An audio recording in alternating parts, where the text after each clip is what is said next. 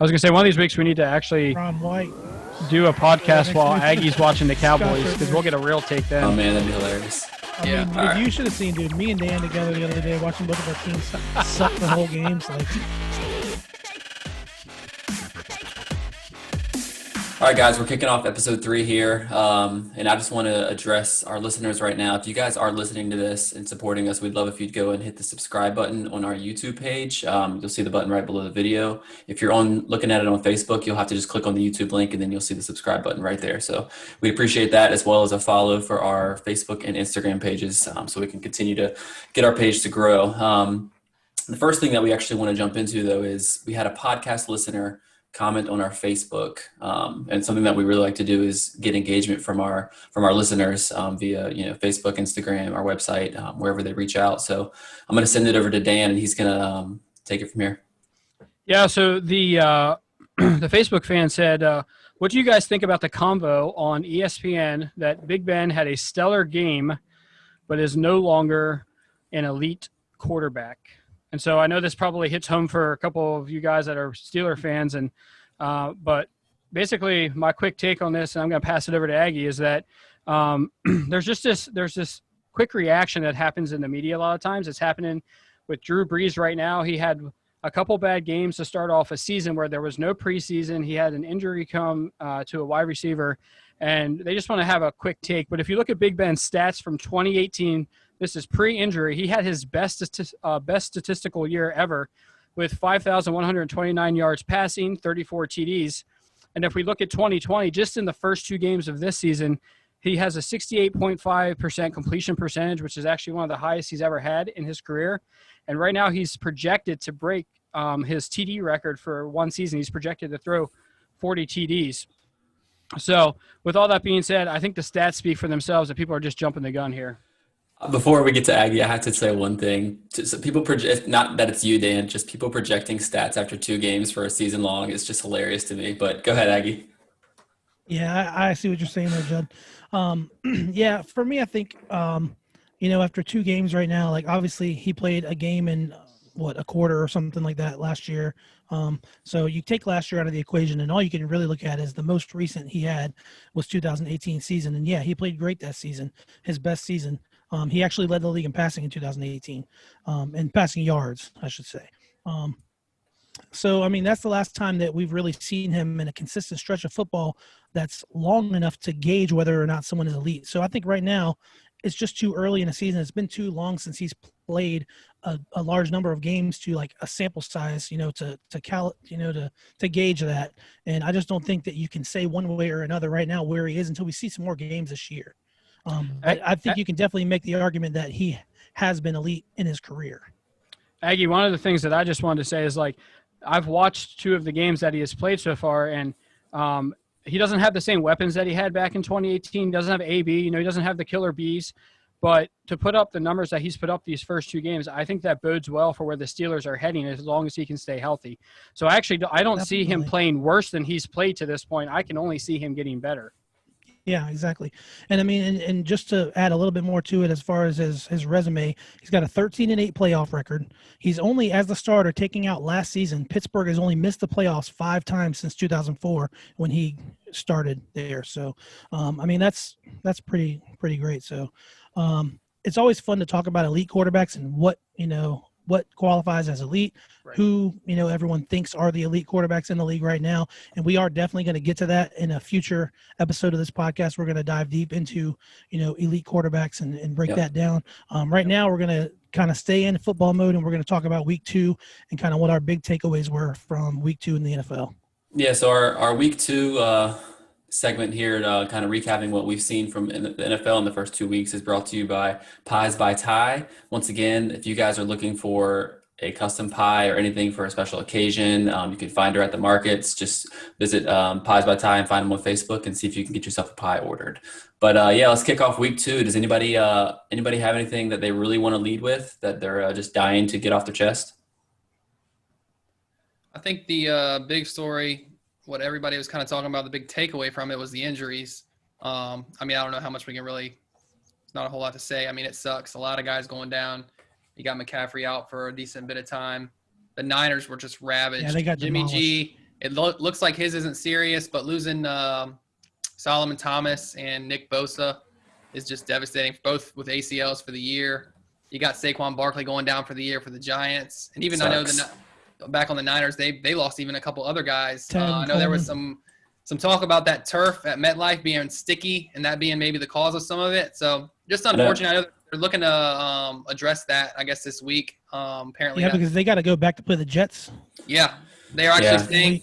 They are actually staying in West Virginia right now, and for the week, so they don't have to go, coast to coast, back to back. So they're trying to get that addressed. I know they said the field passed like a bunch of inspections, so apparently it's fine and everything. But maybe they're just bitter or looking for an excuse or whatever. But Yeah, they said there were seven ACL tears in 1 week, and that was the most in however long. But that's just crazy to think. And it's got to be because of the lack of preseason and training camp and all of the hindrances of the schedules. I don't know. I mean, more I knew training that. camp than preseason, but I knew that would be out there. No preseason, this and that. But it's like, I mean, wouldn't it be more likely to happen in week 1? So it's like, I think a lot of it's just freak stuff, especially in that one game. I'd be more inclined to believe that it was the turf than it was no preseason. Right, honestly, I think. denominator. I mean, it wasn't sure. like it was a bunch of soft tissue stuff. Soft tissue stuff is generally that type of, the hamstring and whatnot. Out of Tearing conditioning. ACLs Yeah. is not necessarily, you know what I mean, attributable to that. So. Yeah. And actual football stuff, like outside of like the injuries, but actual games. Just talking about KC and the Chargers. I didn't know Tyrod was injured, and maybe that was like a last minute thing, but Justin Herbert came in there and played fairly well, gave KC a run for their money. And we talked early on the first episode when we were talking about what teams could maybe sneak into wild card. And I remember Trav and I were saying, hey, watch out for the Chargers defense. That defense is going to keep them in a lot of games. And so I was impressed with the rookie, the way that he played, but obviously, impressed with Mahomes, how he was able to lead the team. He beat a team they should have beat, and he did what he needed to do in crunch time. Yeah. I thought watching Justin Herbert, man, he came out throwing. Like, I was surprised. I didn't see that happening from him this early. And I know they said Anthony Lynn had said that Tyrod's still the starter if he's healthy. I'm like, Yep.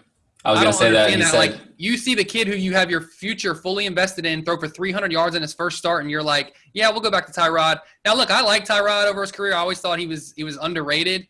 But he's not a guy that throws for 300 very often. And you got a guy that comes in who you are, like I said, have invested your future in, and comes in and shows that the lights are not too bright for him in the first game and almost beats Mahomes. And you're now saying, oh, it's still Tyrod's. And I love Tyrod. He's a hometown kid. Like, I'd love to see him still getting a chance, and that he got a chance at San Diego. But I'm just looking at it like, you got this kid that showed that he's ready. And it is one start, albeit, but he shows he's ready after one game, and like, you ride with that. And now he's saying, nah, it's still Tyrod. Like, that to me is crazy. And you've had one of your probably better offensive games that you've had in a while, no matter who's at quarterback. So it's like, I don't understand that. To me, you let Herbert run with it and see what you can do. And if nothing else, he grows. He looks like he's ready to progress in his first year and start this era. So I don't know why you wouldn't go with him. He also said, that you saw what happened in Cleveland when Tyrod went down and they went to Baker. They didn't win a lot of games. And I was like, they did win a lot of games. He won that first game when he came in, and then he ended up winning like 7 games that season. So I don't really know what point he was trying to get across, but yeah, that just back to finish up, I guess, on Dan's point there. That was a great game to watch. Going to overtime there. How about Harrison Butker, man? As clutch as you can be, knocking 53 down, and then the false start goes back and knocks 2 58-yarders down essentially because they had the timeout call. But that KC that ended up being a sneaky good game there. Like, really good game, probably one of the better ones, if not the best game of the day, when you thought it would be a blowout. So, I think overall, for me, watching the weekend, I think the AFC West is a little bit better than we gave them credit for. We have the Raiders coming out, and I mean, the way the Raiders winning isn't the big surprise to me. The big surprise is how they manhandled physically and dominated the Saints on the offensive line and really the defensive line, because they were after Breeze all night long. I was super impressed with the Raiders and just the way that they went about kicking the crap out of the Saints. Yeah, I was impressed with that too. And so transitioning a little bit to a team that I wasn't impressed with for the last 2 weeks, the Vikings. Like, what are they just going to be bad this year? Like, I mean, I feel like the first 2 games, they just have looked lifeless. Like, I mean, they put up some points against the Packers, but the Packers were in control of that game the whole time. Week 1. And then they just completely just didn't look like they didn't even look like they wanted to be there on Sunday against the Colts. It's early, But y'all know I love my Vikings, but it's early, and I don't want to get too crazy about, like, they have no chance. But, like, I was already a little worried that this would be a downslide year for them, just a step back.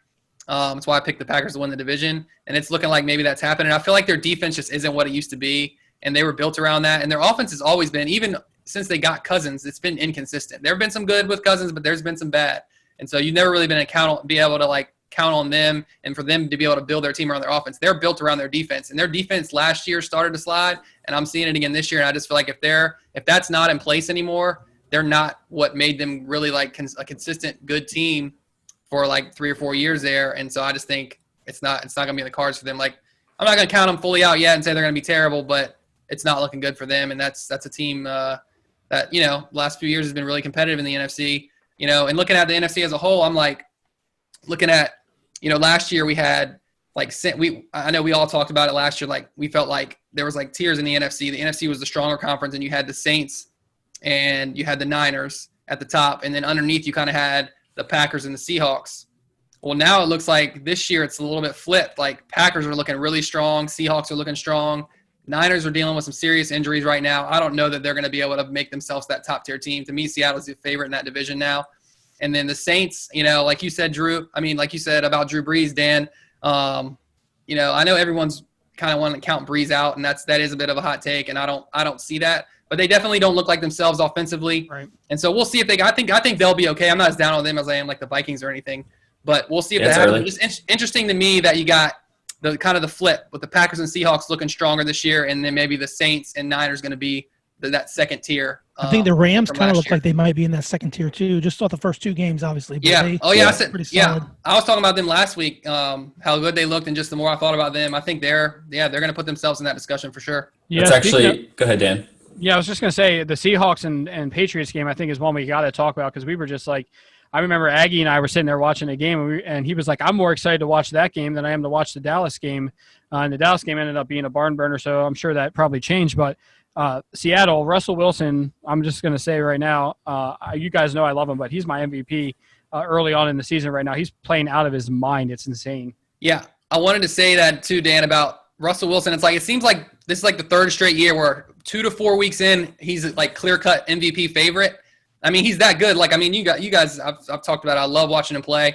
He's a great quarterback. Don't necessarily love him in front of the camera after the game so much, but I love watching the guy play. And, I mean, it just seems like I said, 3rd year in a row or 4th year in a row, like Russell Wilson, early season MVP. So we'll see if this year he can actually do it. And I saw they were talking about on Sunday Night Football, all the discussion he's been in as a you know, an MVP candidate. He's actually never even gotten an MVP vote, first place. Yeah, wow, that blew me away. Which Chris Collinsworth was on there like, you know why that is, right? He lost his vote. He lost his vote. Yeah, apparently he lost his vote, and he wanted to vote for him last year as his MVP, even with what Lamar Jackson did. And he couldn't, because I guess he turned it in too late. The prior year he turned his vote in too late, so they removed his vote. So, which is hilarious. Anyway, I'm with you, man. It just seems like Russell Wilson every year, man, is just separating himself and just has. Yeah, Seattle's going to be dangerous for sure, especially with Russell Wilson. But so going into week 3, you have 11 teams that are undefeated. I know it's early. There's 2-0, but I saw an interesting stat that was on. Sunday Night Football had tweeted it, you know, just showing all the graphics of unbeaten teams after week 2. And my question to you guys was kind of, you know, out of the teams, I'm going to name them for you, but out of the teams, which is kind of your most shocking team that started 2-0? So you got the Cardinals, Ravens, Bills, Bears, Packers, Chiefs, Rams, Raiders, Steelers, Seahawks, and Titans. Bears. Wow. I'd say the Cardinals. I would say Cardinals, just because of the schedule too. The Cardinals or the Bears, but yeah. I'm you guys know I've been high on the Cardinals. I think that they have what it takes to at least get into the playoffs. It did surprise me week 1 when they beat the 49ers, but it's more surprising that the Bears would be 2-0. Like, I'm just such a downer on Mitch Trubisky. I'm a downer on the way that the Bears run their offense. They're lucky they played who they played the first 2 weeks, or else they wouldn't be 2-0. That to me is why they're 2-0. Why it's not as surprising, because 1, they should have lost week 1, and 2, they had a chance to lose week 2. You know, Danny Dimes almost took them down and won that game at the end too. Yeah, I mean, I agree with you. Arizona, you know, they beat Washington as one of their wins, so that's not a shocker. But to beat San Fran as part of them going 2-0 is why I'd say they're a little more surprising. And the Bears, haven't really beaten anybody. But I don't know if you guys are excited as excited as I am for this week 3 slate, man. We got some serious games going on. Primetime slate. I mean, other than the Thursday night clunker of a game, we got Sunday night with who do we have Sunday night? Remind me. Sunday night, I believe, is the Saints Packers. Yeah. Right? Oh, wow. Yeah, and then Monday night is Ravens. Monday night is Ravens Chiefs. Yeah, right? Ravens. So, I mean, Chiefs. you got arguably 1-2, 1-2. I know the Saints are wanting maybe not so much top 2 team, but I think we'll get a good look at what they are though against Green Bay. yeah, right now anyway. But I mean, as Agree. far as like what we thought, going into Yeah. the year, you might have arguably the best 2 teams in each conference going at it. So that's Yeah. I can't wait. And there are a lot of other matchups that I know we've talked about going into week 3 here. So it should be a real good week of games. Yeah, guys, be sure to check out our picks that we post out on Sunday mornings. We usually pick the best 4 games that we can find. I know we have 3 for sure set in stone, but working on getting that 4th one picked out to give you guys a good game pick. But right now we're going to transition into our U.S. Open talk. We had a great weekend. It didn't quite give us as much of a thriller on Sunday as we were hoping for. But in case, I just want to kind of preface this segment here. In case you guys don't know, the 4 of us were together this weekend, and we got to hang out a little bit as Dan was traveling through. And, we were working on a little bit of stuff for the podcast, and something that we were looking at doing was we were going to give Trav an opportunity to bash Bryson DeChambeau. Not really bash him, but kind of he has a certain take on him. So we're gonna let Trav really kick off this U.S. Open segment as he talks about the guy who won it on Sunday. Yeah, we'll get more into his specific performance in the U.S. Open, but I'll start out with. So we had a podcast viewer who had commented on our Facebook page about Bryson. And I had a comment to that. It kind of just like sent me for like a little bit, just kind of like irritated me a little bit because it just kind of took me back to the constant reminders that we've been getting from all the golf media about basically everyone just crowning Bryson DeChambeau before he ever even really won anything. And here's the thing about Bryson. I first respected him as a player 2 years ago. He wins the first 2 legs of the FedEx Cup, and he pretty much has it sealed. He doesn't end up winning the FedEx Cup. Tiger wins the Tour Championship that year, and Justin Rose because this was before they did this was the last year where you could actually Strokes, win the championship and didn't do the stroke setting thing that they do now. Tiger wins that Tour Championship, and Justin Rose wins it. But I remember watching him win the first 2 legs of the Cup. I'm like, man, this kid's legit, and he basically played himself onto the Ryder Cup team that year. So I'm like, cool, another American making a name for himself, like the Ryder Cup. He'll make the Ryder Cup team stronger. Like, I like this kid, man. He comes on and wins the first 2 legs of the FedEx Cup. So I'm thinking, this dude's legit. Like, that's kind of, to me, I know he was already a pretty respectable player, but that's when he kind of, I think, really solidified himself as to how good he was. So I knew he was a good player. Like, he's been a good player for a few years now.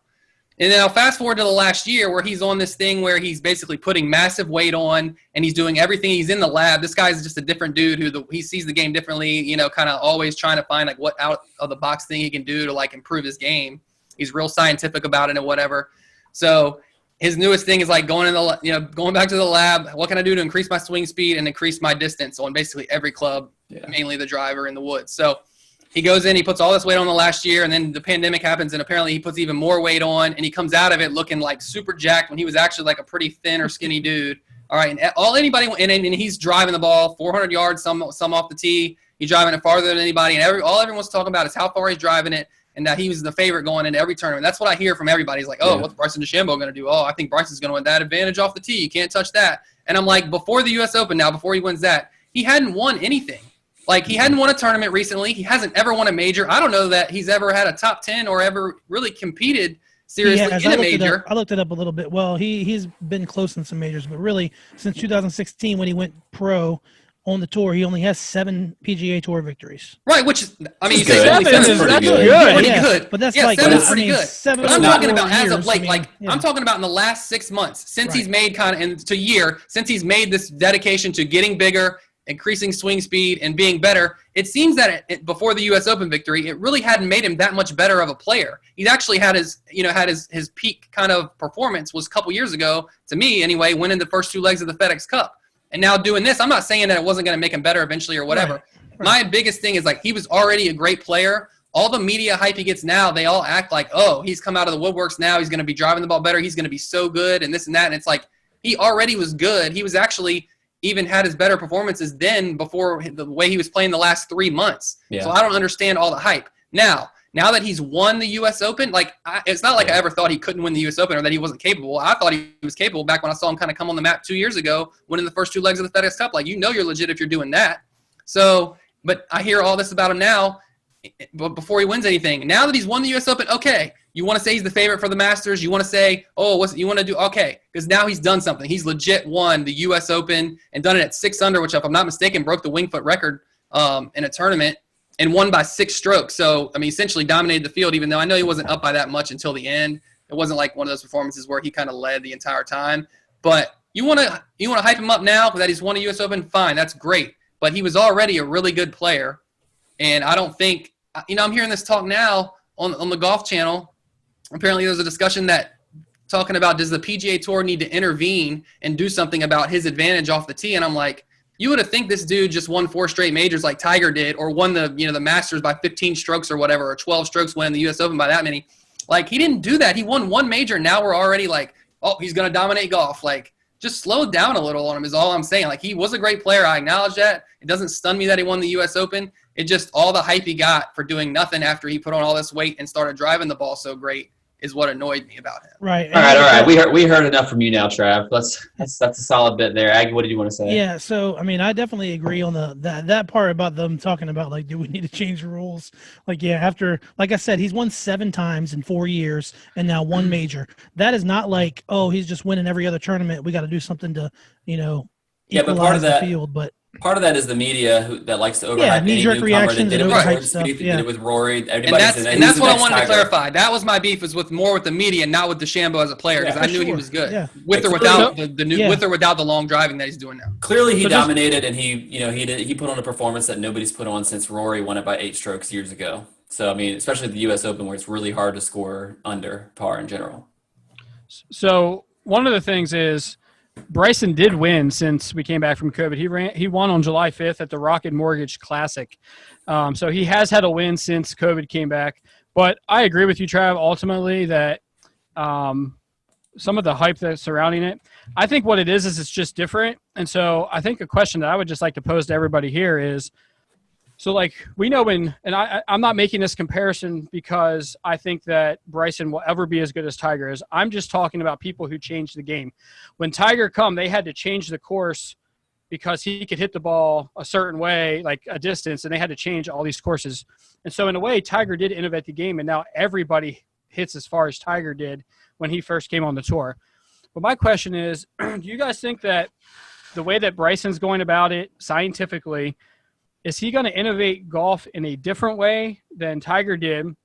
Or do you think that he's just a really good golfer that uses kind of some of the scientific stuff to remove the mental pressure and stress that comes with playing in these championships? Is his scientific approach just removing the emotional and mental kind of stress that goes on in a tournament? I feel like it's if you listen to him talk, it's pretty nuts actually. Just everything is about slope angles and bounce and distance here, but where's the ridge at? But then it comes down at a 3-degree angle, and it's kind of, for me, it's kind of boring. I hate math. I hate that kind of stuff. I feel like even if people did try to translate the stuff that he does, you still have to have the ability that he has, and you have to have the ability and the caddy to work with you to be able to do it on the spot for every shot. Even if everybody ends up getting their clubs shortened or lengthened to the same length, or everybody gets, things like that, they're still not going to be able to do what he does and produce what he has. It's like trying to say that people can have Tiger's, just guts at the end, and his drive and the ice in his veins. You can't just, that mental way of thinking is not for everybody. You can't just adapt that. Yeah, you can plan and have preparation like every athlete, but at the end of the day, you still have to be clutch enough to, in a big moment or in a major tournament, when the pressure is on, you still face pressure. It doesn't take the pressure away, and you still have to go out there under pressure and execute, 4 rounds to win a major championship. Right. So, you can honestly, that's the planning and preparation aspect, but you still have to execute. I think that's just the kind of guy he is. It's just for him. It works for him to, maybe it does calm him down. That is how he is. But somebody who doesn't need any calming down and definitely takes their sweet time on the golf course is none other than Travis Ferry in the bottom right here. We're getting really excited. Every year we do a golf trip and we go to Pennsylvania and get to play some rounds up there, where all of my dad's family is at. So we're excited for that trip happening here in about 2 weeks. Up in PA, baby. Yep, we'll Coming get to join Dan for a round as well. You're going down. You and Uncle Bees are going down, but yeah. So we've been talking a lot about this trip coming up and how excited we are. And Dan was excited, but he probably was not too excited when he found out that he might have to play with Trav in the slow play. Yeah. In the few times that I have had the opportunity to play with Trav, it's been interesting. The things that I've been able to accomplish. Obviously, Empowered Creative is my company, so I've been able to build like an entire website just while he's been approaching the ball. I was able to sign all the papers that you need to sign when you buy a house while he was in his backswing. So no, just kidding, Trav. But not really. But it's bad. But anyway. Sergio doesn't have anything on Travis Ferry and what he does before he hits the ball. True. And a lot of times when he gets up there, I'm looking at it and I'm like, all right, how long? I almost want to have a stopwatch just to like get an average for each round. But it's almost like, honestly, the quicker he does it, if he does not take as much time, it's usually a better shot. A lot of times, the longer he waits, the worse the shot ends up. The overthinking is definitely there. I will give him credit before he defends himself. I will give him credit. We played on Saturday, and we were the first ones off the tee at like 7:15, and we actually played in about 3 hours and 20 minutes. We played 18 holes. A little bit sloppy conditions, but that was probably the fastest I've ever seen him play a single round of golf, let alone one that I've been a part of. Because when he gets up there, the feet are moving, and you're like waiting, and you got guys on other tee boxes looking to say, when's this guy gonna hit? Like, what's the deal here? I think that in his head, as he's approaching the ball, he's running the commentary of Jim Nantz through his head, and he's like, "What would Jim Nantz? What is Hello, friends. This is Jim Nantz." I think that's what's going on, and he's just like waiting for Jim to get done with the commentary so he can hit the ball. Dude, if Jim Nantz was calling one of my shots, it would I wouldn't even be able to handle it because he would rip me so bad for how long I take, and I love him so much it would hurt my feelings so bad that Jim Nantz was like, "What's this guy doing up on the ball? He takes a half an hour just to address the ball." So, all right, hold on. In my defense, first of all, let me just ask a question. Let me pose a question. Who amongst us is the best? Who amongst us four is the best golfer? For being objectively honest, it's Trav. Okay. Yes. It's Trav, yeah, objectively honest. So, hey. Who plays the most golf, though? Who plays the most golf out of all four of us? Yeah, I probably do play the most golf, yeah. But it takes time to build a masterpiece, okay? So, but honestly, in all seriousness, I can't even defend myself. It's terrible. It's like I feel like I don't even have control over it because I tell myself, like, going into like a lot of golf seasons, like, all right, I'm gonna shorten my swing, I'm gonna shorten my approach, standing over the ball. Like I'm gonna eliminate it. Like I'm gonna go hit a bucket of balls and just hit them fast. But even on the driving range, I just can't do it. I just can't get up there and be like, all right, I'm set, go. I get up there and I feel like I don't have control of it. It's like I'm so anxious about hitting the shot that it's just like I'm regripping, I'm positioning my feet. Oh, now I'm positioning my body. Oh, I'm aiming too far this way. I'm aiming too far. Oh, this. And then finally, after about like 25 seconds probably, I'm like, okay, I think I'm right. And then I'm like, because I've waited so long, I've created this anxiety. And then I legit will start to think to myself, like, what are these guys thinking right now? Like the guys I'm playing with. Like I'm wondering what y'all are thinking that I'm taking so slow. Hit the freaking now ball. that's in my head. If you look back, we're gonna be laughing at each other. Like just like, man, this is like on a new level right now. Then I usually just shoot looks. I have to kick that thought out of my head and then be like, dude, just swing. Dude, I'm literally telling myself sometimes before my swings, dude, just swing. And then off she goes and whatever happens. But yeah, man, it's bad. You'd think like, oh, what do you mean you can't control it? Just get up there and hit it faster. But I just can't, man. It's such an OCD thing, which I have a lot of OCD in life anyway. And so it's so much of that and just the anxiety and not having the confidence, even though I'm not a terrible golfer. I'm not great either, but I get out there, I play fine.